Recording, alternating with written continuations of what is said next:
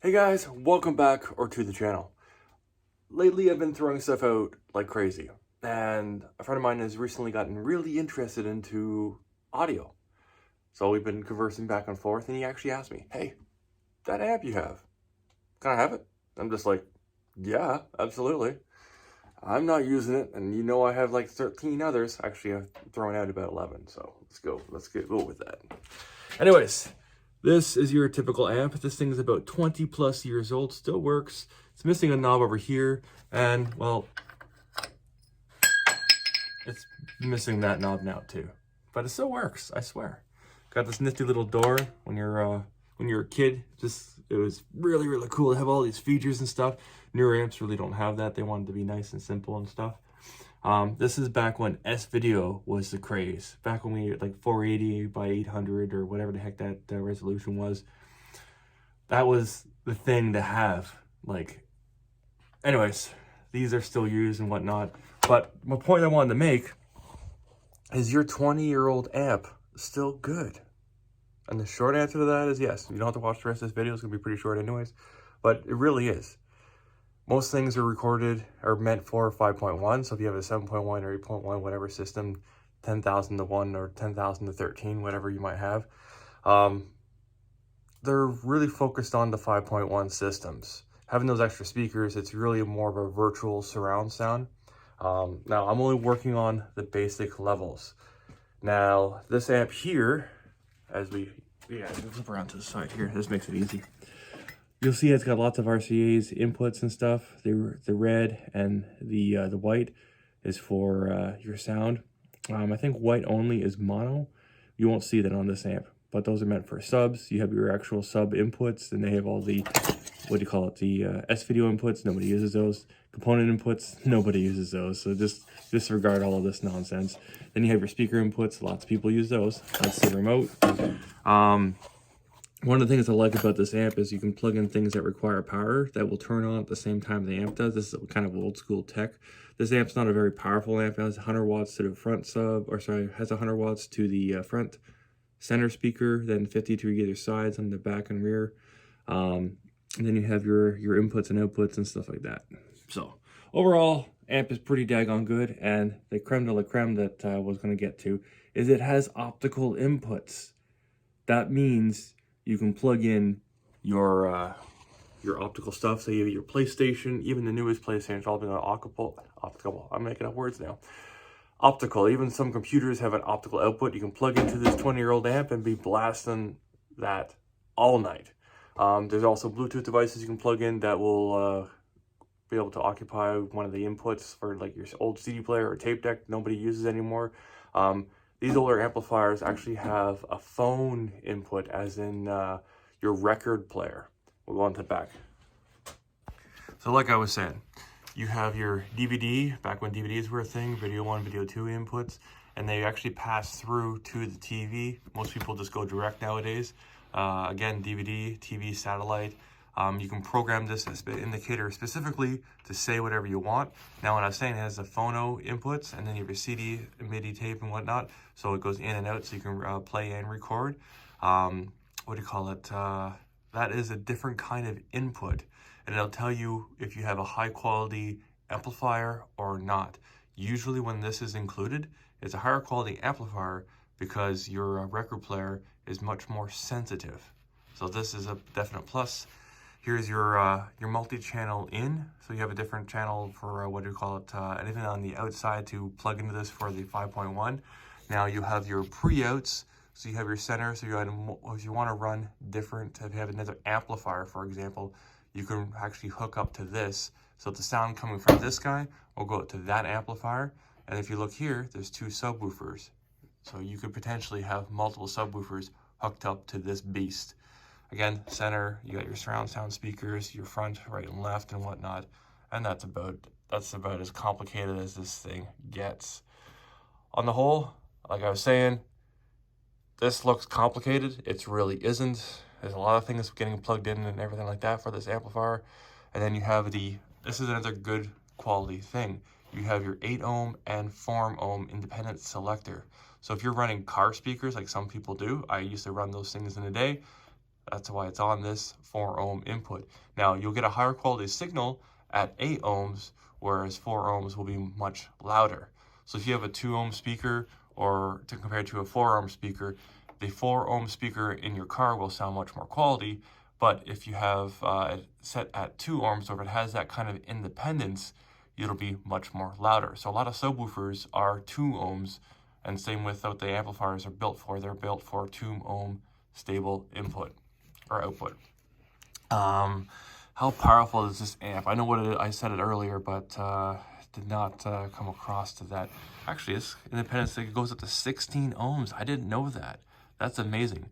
A lot of guitar amplifiers are 16 ohms. But yeah, select 8 ohms for 8 ohms or higher speakers, and then 4 ohms for 4 ohms or higher speakers. Okay, so you can run this at 4 ohms even if it is an 8 ohm speaker. It'll just be louder, less quality. So yeah, just learned a couple things about my amplifier. Back in the day, I used to run this thing for a lot of different stuff, and it would overheat. So I actually had mounted a CPU fan on top of this thing. I actually welded it to that.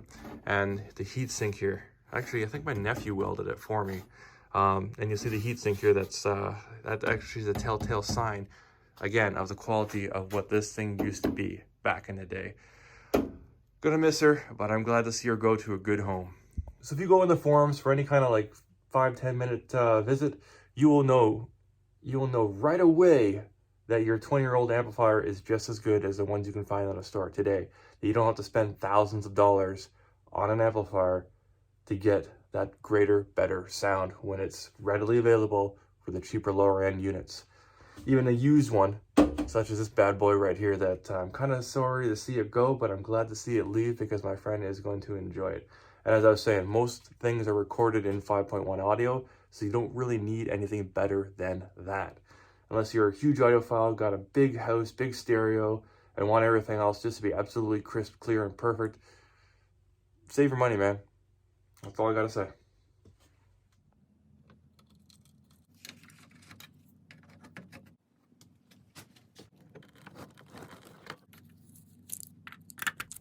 So let's test it out.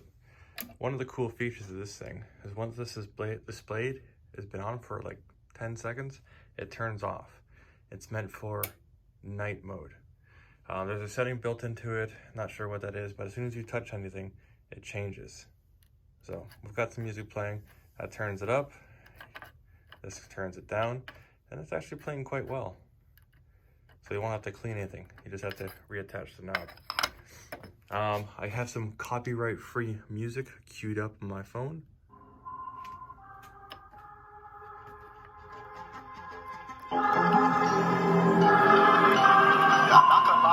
Crystal clear.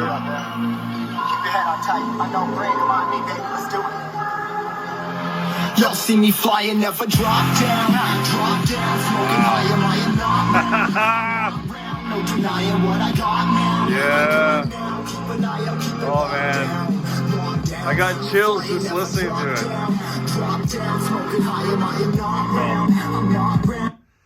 So it's still, like I was saying, 20 years later, still good, still rocks.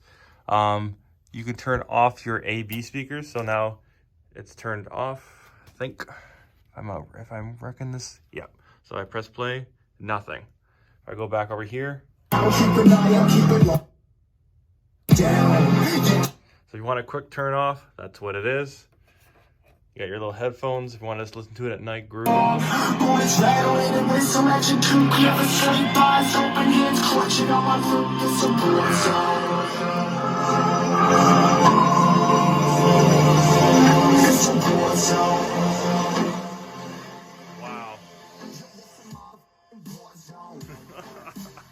Anyways, we're gonna end the video off here. This is pretty awesome. I'm gonna miss this thing, but like I said, it's going to a good home. I did try out the remote. The remote does not work. This was for a previous unit, a much older version of this. It doesn't work. I'm gonna send that with my friend just in case he can get it working. He's very smart, so he's gonna be over the moon over this thing. But yeah, heck yeah. So if you made it this far in the video, thank you. And I hope you understand that your old amplifier unit that you've had for 20 years, it's still good. It still rocks. It still kicks butt. And this thing has been through the ringer. I've gone to many house parties with this thing, with my big like tower speakers and everything like that. I've lent it out to do the exact same job, and it's always come back ready for the next party. So like I was saying, please like, share, and subscribe in this video. I'm trying to get the phone working, trying to multitask, talk at the same time. I'm not very good at that. So I'll start over. This is my outro.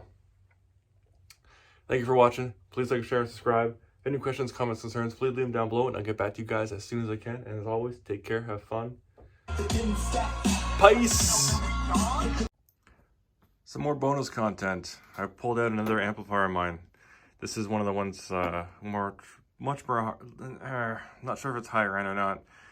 Still got the flip down door. You've got your multi-jog, your master volume. It's in the era where everything was being silver. This one does not have a record player input, a phono input. You'll see here, there's nothing that says that. You still have your video 1, video 2, and all this jazz, but there's no phono input. Now on the back of this thing has an additional feature.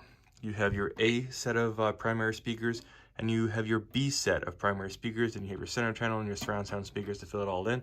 This one was 300 and something watts. This one is 480 watts. You got your component speakers, your S-video. That's kind of typical of the era of this amp. You still have your optical inputs, and then you have your optical out. So I could theoretically easily use this amp with this amp and have the entire house rocking. It was probably my idea when I got it. That all being said, this is a heavy beast. This is a heavy beast, and that's one of the stereotypical telltale signs of a good quality amp.